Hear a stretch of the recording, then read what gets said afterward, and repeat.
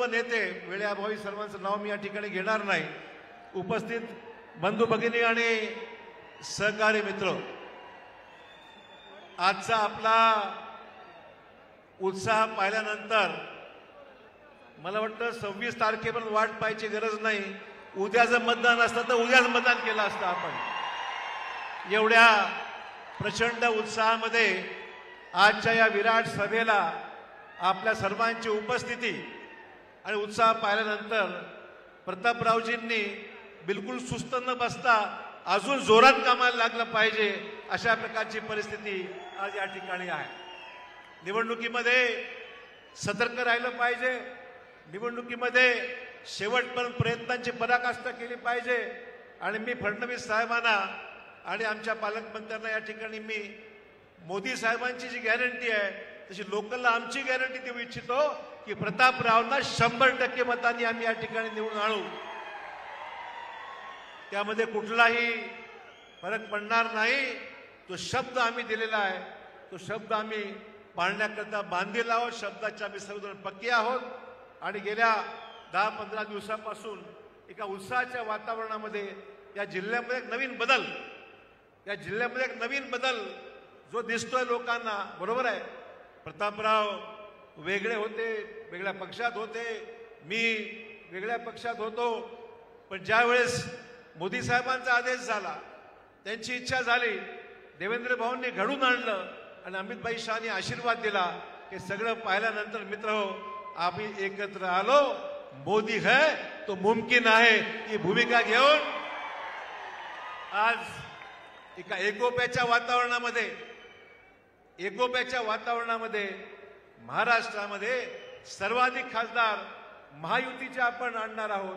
आणि ते सरकार ज्यावेळेस केंद्रामध्ये सरकार स्थापन होईल 400 पार, त्या 400 पार मध्ये प्रतापराव पाटलांचा नंबर वरच्या क्रमांकावर असेल. मला मुद्दा मी सांगितलं पाहिजे. मताधिक्य चांगलं राहील. लोकांची साथ आहे, लोकांची इच्छा आहे, राजकीय इच्छाशक्ती आहे आणि नियतीने हे घडून आणलेलं आहे की सर्वांना एकत्र आणून नांदेडची जी ताकद आहे, नांदेडच्या मतदारांच्या मनाची गोष्ट आहे, ती मनातली गोष्ट हीच भाजपाने ओळखून प्रतापरावांना आणि मला एकत्र आणून त्या ठिकाणी आम्हा सर्वांना एक नवीन सूत्रामध्ये बांधलेलं आहे. आणि त्यातून आगामी काळामध्ये मित्रहो आपण पाहाल की सुरुवात है, ये तो ट्रेलर है, असली पिक्चर अभी बाकी है. नांदेड जिल्ह्याची परिस्थिती सांगतो. येणारा विधानसभा, येणारा जिल्हा, येणारा नगरपालिका, पंचायत समितीच्या निवडणुका, महाराष्ट्रामधली महायुती, देशामधलं एनडीए, सर्व आम्ही एकत्र येऊन एक परिसर, सर्वांना न्याय, कोणी जुनं कोणी नवीन असा विषयच राहणार नाही.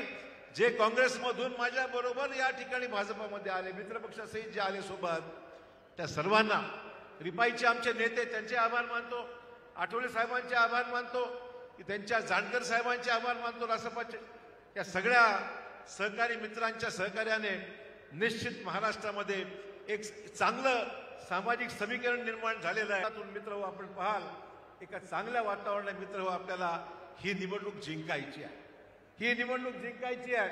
आणि या निवडणुकीमध्ये आपण पाहाल एक वेगळं वातावरण निर्माण होत चाललेलं आहे. मला विनंती माझ्या दलित बांधवांना मुद्दाम करायची आहे.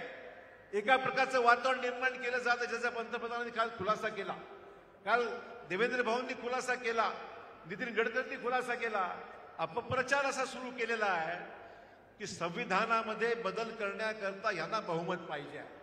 मित्रहो, सुप्रीम कोर्टाचं जजमेंट आहे, सुप्रीम देशाच्या सर्वोच्च न्यायालयाचं जजमेंट आहे. आणि ज्या जजमेंटमध्ये म्हटलेलं आहे की आपण संविधानाचा मूळ गाभा बदलू शकत नाही. आम्ही सर्वोच्च न्यायालयाला मानणारे आहोत आणि संविधानावर विश्वास ठेवणारे आहोत. संविधान घेऊनच आम्ही शपथ घेतो. हे मुद्दा मी या ठिकाणी सांगितलं पाहिजे. अपप्रचार सुरू केलेला आहे. इंडीमधले जे लोक आहेत त्यांनी हा अपप्रचार मुद्दा म्हणून सुरू केलेला आहे आणि आमच्या दलित बांधवांना, मागासवर्गीय समाजाला दिशाभूल करण्याचं काम चालू आहे. पण मी या ठिकाणी शपथ घेऊन सांगतो की संविधानाला कुठलाही धक्का लागणार नाही. संविधान आमचं सर्वोच्च आहे आणि त्याच्यामध्ये कुठल्याही प्रकारचा बदल भारतीय जनता पक्ष करणार नाही म्हणजे नाही, हे मुद्दाम आवर्जून ठोकपणे या सगळ्यांना सांगितलं पाहिजे. अपप्रचाराचा भाग आहे, अपप्रचाराचा भाग आहे. आणि म्हणून हा सगळा मुद्दाम खटाटोप चालू आहे की मताचं विभाजन कसं करायचं आहे, त्याकरता हा प्रयत्न मुद्दामून मित्र सुरू आहे. आजचा दिवस एक शुभ दिवस आहे. महात्मा ज्योतिबा फुलेंची आज जयंती आहे. समतेचे पुरस्कर्ते, देशामध्ये समता, सामाजिक समता राबवणारे महात्मा ज्योतिबा फुले यांची जयंती आहे. आणि त्याचबरोबर रमजान ईद सुद्धा आहे. रमजान ईदच्या शुभेच्छा सुद्धा या ठिकाणी मित्र व्यक्त करतो की ज्या माध्यमातून निश्चितच देशामधल्या तमाम मुस्लिम बांधवांना आणि हिंदू बांधवांना, ओबीसींना, सर्वांना एका एकोप्याच्या वातावरणामध्ये बांधण्याचं काम आपलं आगामी काळावर करायचं आहे. ही निवडणूक कशा करताय, मला मित्र मुद्दाम आवडून सांगितलं पाहिजे. ही निवडणूक भाजपा लढते आहे ती विकासाच्या मुद्द्यावर लढते आहे का? कोणा पंतप्रधानांच्या भाषणामध्ये कुठे व्यक्तिगत टीका आहे का? अजिबात नाही. समोरून कोणी बोलल्यानंतर उत्तर द्यावं लागतं, हा भाग वेगळा. पण पंतप्रधानांच्या एकंदरीत भाषेमध्ये, फडणवीस साहेबांच्या भाषणामध्ये, अजितदादांच्या भाषणामध्ये, त्या ठिकाणी आणि एकनाथ शिंदेच्या भाषणामध्ये आपण पाहाल की विकासात्मक कामासंदर्भामध्ये एका प्रकारची गॅरंटी मोदी साहेबांची गॅरंटी आहे. मित्रहो, हल्ली गॅरंटीचं पेव खूप सुटलंय. उठसूट कोणी गॅरंटी घेत आहे. पण मित्रहो, देशाच्या पंतप्रधानांनी घेतलेली गॅरंटी म्हणजे देशातली सर्वोच्च गॅरंटी आहे. शब्द पक्का आहे. मोदी साहेबांचा शब्द पक्का आहे. तो शब्द म्हणजे दिलेला शब्द पाळणारे देशाचे पंतप्रधान आहे. केंद्रातलं एनडीएचं सरकार घेतला त्या निर्णयाची 100% अंमलबजावणी करणारं एनडीए सरकार आहे.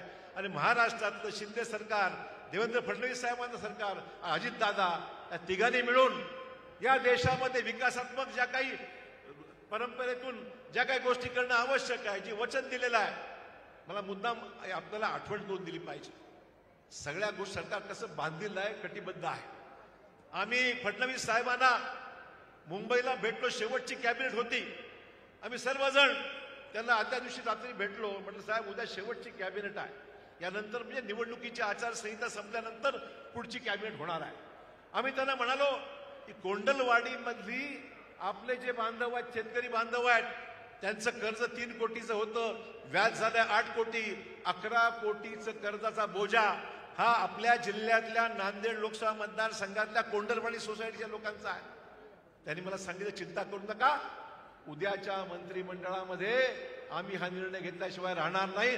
बोलले, निर्णय झाला.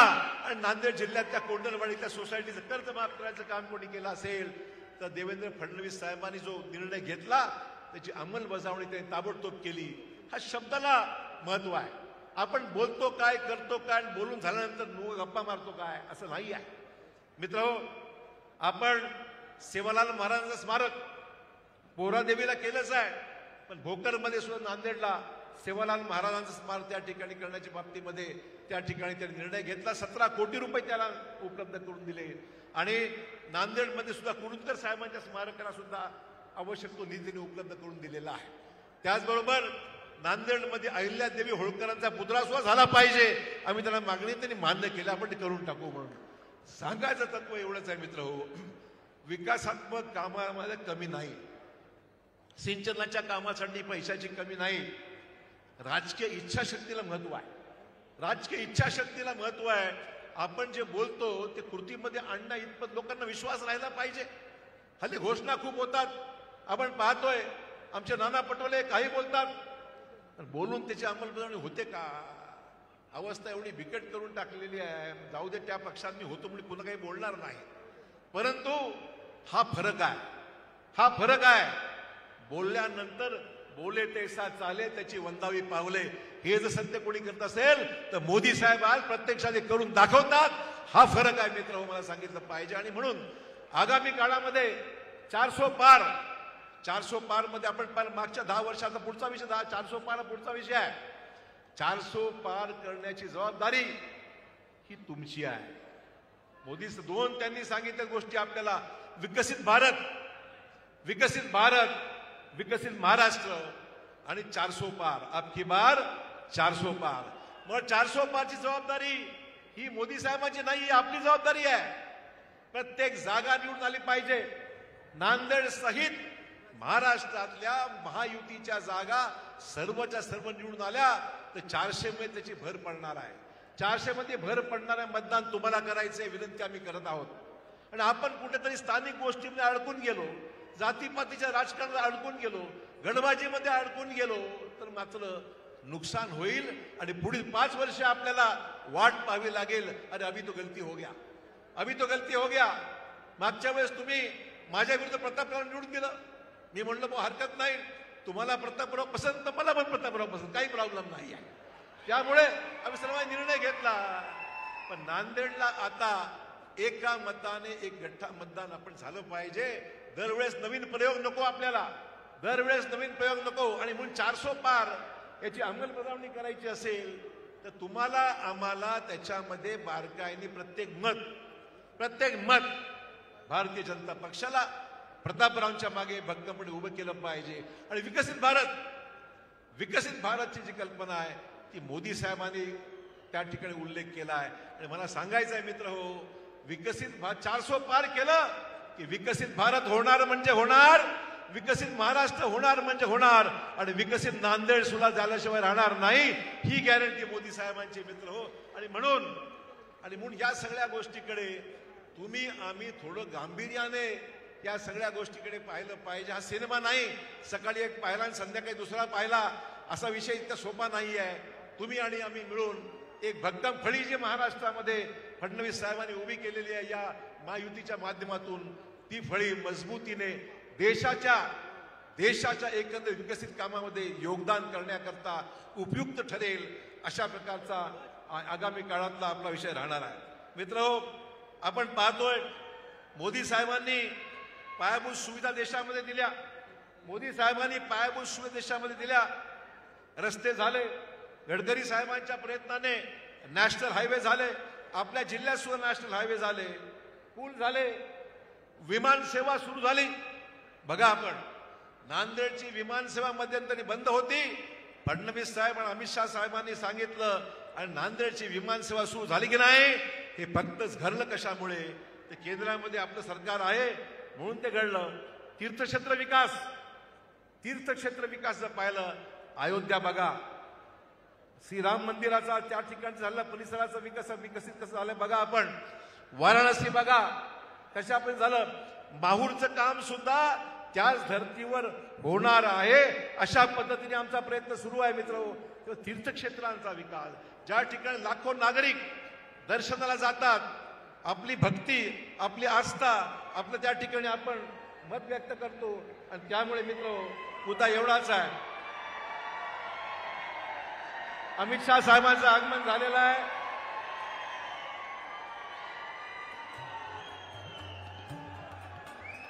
त्याच्यामुळे मी त्यांचा भारतीय जनता पार्टीचा, भारत माता की, भारतीय जनता पार्टीचा, अमित शाह जी तुम विकास करो, अमित शाह जी तुम विकास करो. देशाचे कणखर गृहमंत्री आपले नेते आदरणीय अमित भाई शाह यांचं या ठिकाणी आगमन झालेलं आहे.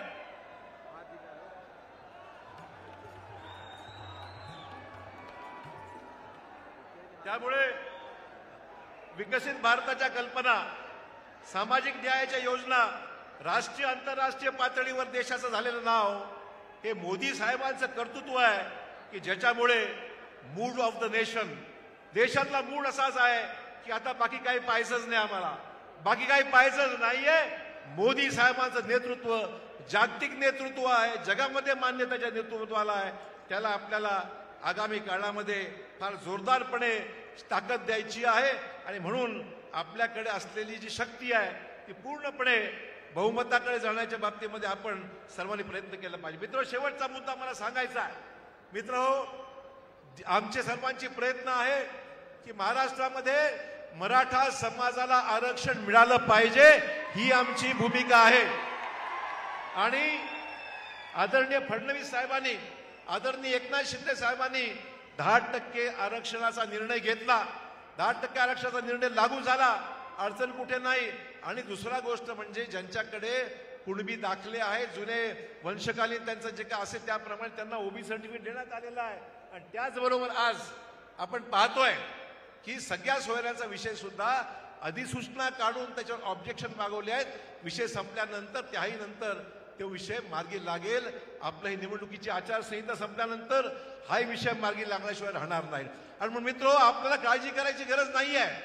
केंद्र सरकार आपल्या बरोबर आहेत, अमित शहा साहेब आपल्या बरोबर आहेत, मोदी साहेब आपल्या बरोबर आहेत, देवेंद्रजी, एकनाथ शिंदे, अजित पवार आपल्या सोबत आहेत. या सर्वांच्या संयुक्त प्रयत्नातून मराठा आरक्षण 100% अंमलबजावणी होण्याशिवाय राहणार नाही. हे मुद्दा मला या ठिकाणी सांगायचं आहे. अधिक वेळ मी घेत नाही. आपल्याला देवेंद्र फडणवीस आणि अमित शहा साहेबांना ऐकायच्यामुळे मी पुनश्च एकदा अमित शहा साहेबांचं नांदेडमध्ये मनपूर्वक स्वागत करतो, देवेंद्रजींचं स्वागत करतो.